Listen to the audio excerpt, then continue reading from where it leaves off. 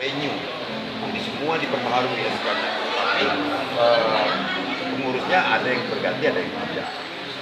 Ini sekaligus kita berikan penyegaran akan pentingnya marketing, bahwa kita harus membentuk para militansi, bukan hanya membentuk pengurusan, tapi membentuk konstituen yang militan.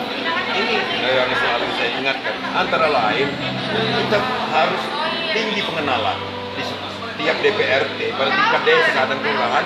Saya wajibkan untuk punya pelang yang permanen.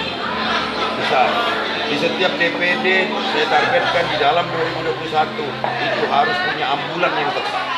Setiap anggota DPRD, kabupaten kota harus punya ambulan sendiri, apalagi provinsi, apalagi pusat, DPR RI harus.